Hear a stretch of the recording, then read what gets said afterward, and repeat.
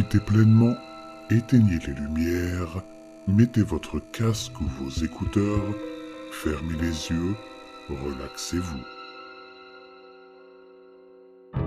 Le terrifiant secret caché depuis 24 ans à Disney World, la vidéo interdite de River Country.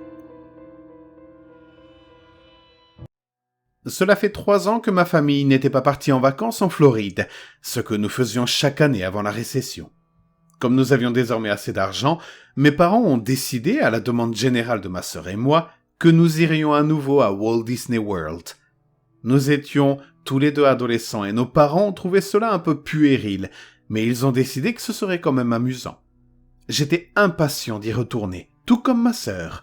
En tant que fervent adepte des parcs à thème, nous étions particulièrement attirés par la créativité et la magie des manèges. Ils ne vieillissaient jamais et avaient leur part de nostalgie et d'excitation. Mais il y avait une autre raison pour laquelle je voulais y aller. On associe généralement Disney World à des mots comme excitation, plaisir et joie. Mais ces caractéristiques sont contrebalancées. Un soir, en parcourant OMG Facts, je suis tombé sur un fait plutôt intéressant. Il s'agissait d'un parc aquatique abandonné à Disney World, apparemment nommé River Country.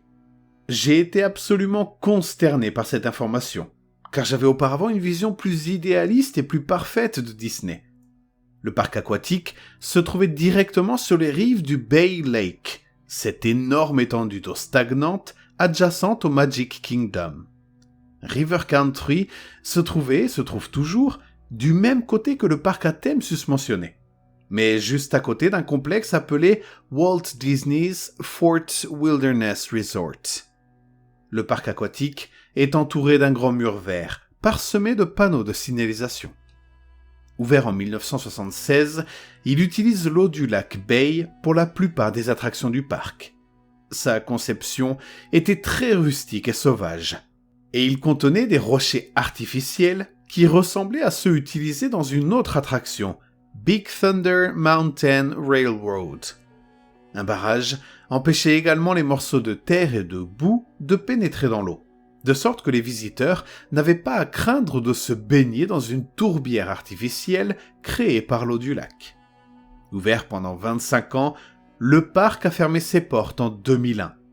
Et en 2005, un communiqué de Disney a annoncé sa fermeture définitive. Depuis environ 24 ans, River Country est donc à l'abandon.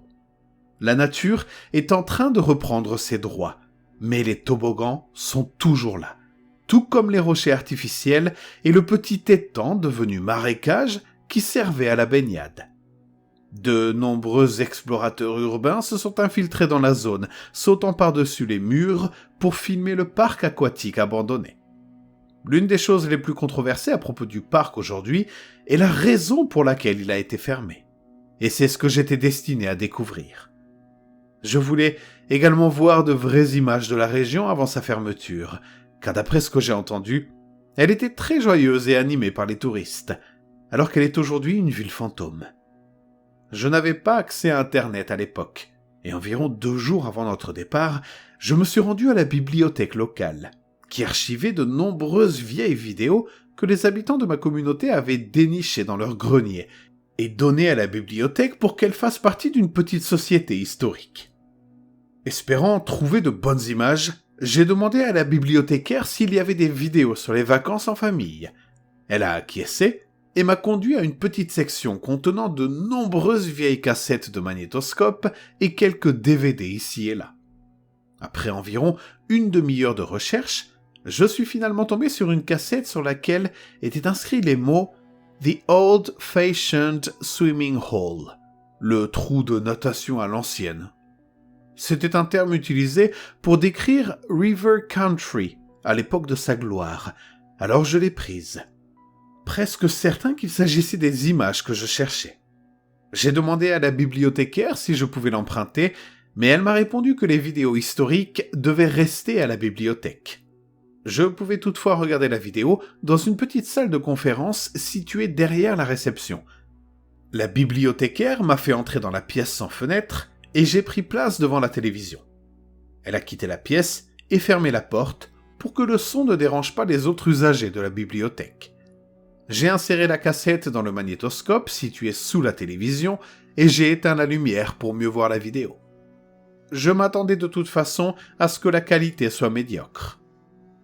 Pendant environ une demi-minute, l'écran était gris et accompagné d'un fort bruit de bip, typique des vieilles cassettes de magnétoscope.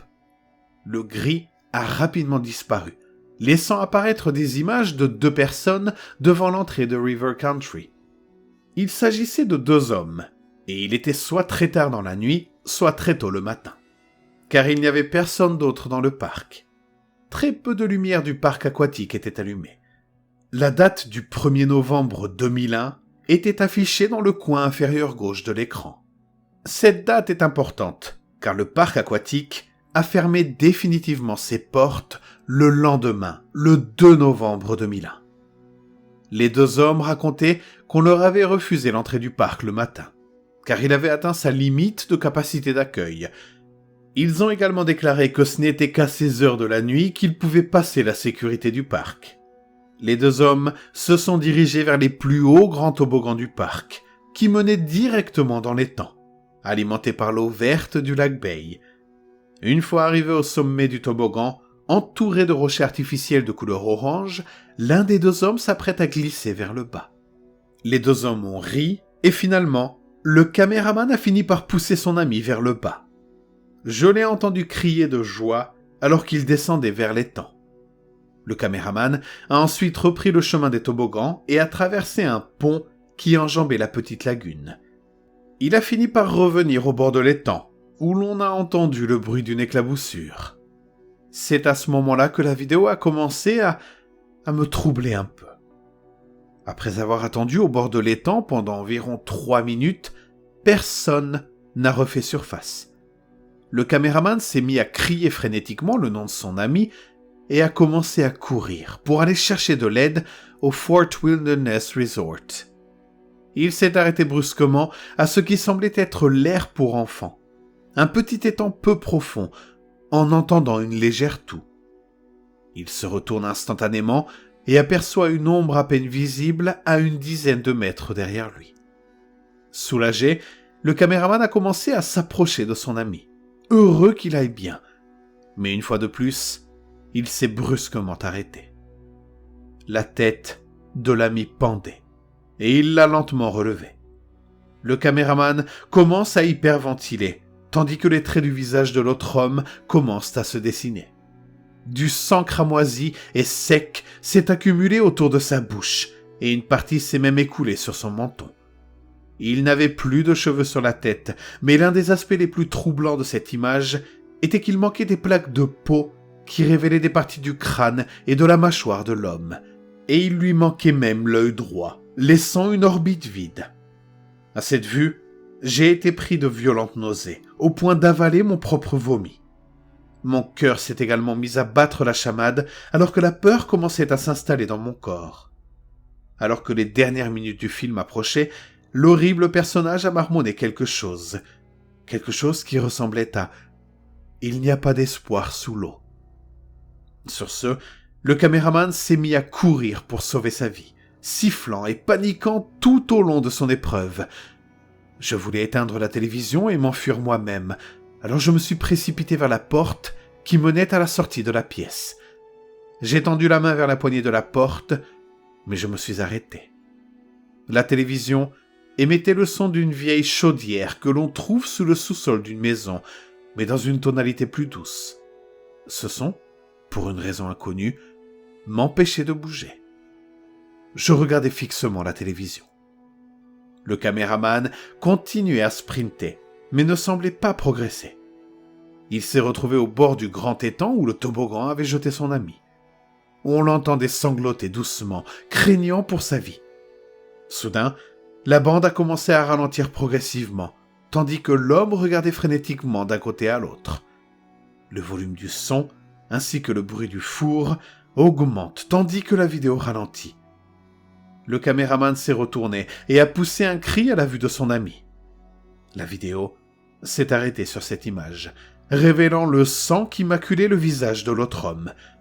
Le sommet de son crâne était maintenant complètement exposé, et son œil droit manquait toujours.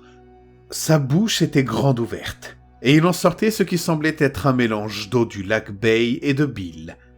L'image est restée à l'écran pendant une dizaine de secondes, puis est passée à un écran noir, affichant un seul message. L'épidémie commence aujourd'hui.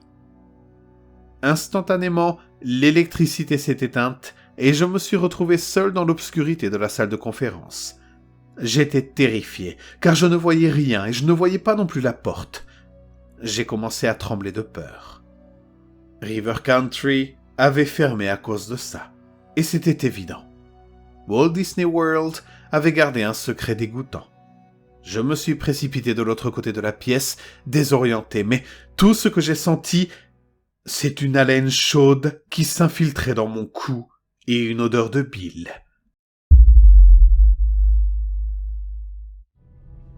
River Country est un parc aquatique abandonné depuis 24 ans à Walt Disney World. Curieusement, les lumières sont toujours allumées dans la zone et la musique joue toujours. De nombreuses théories ont été avancées pour expliquer sa fermeture, mais l'une des plus plausibles, qui a été confirmée par des employés du parc, est qu'une amibe mortelle a été trouvée dans l'eau du lac Bay, qui alimentait de nombreuses parties du parc à thème. Cette amibe peut provoquer des maladies graves, voire mortelles.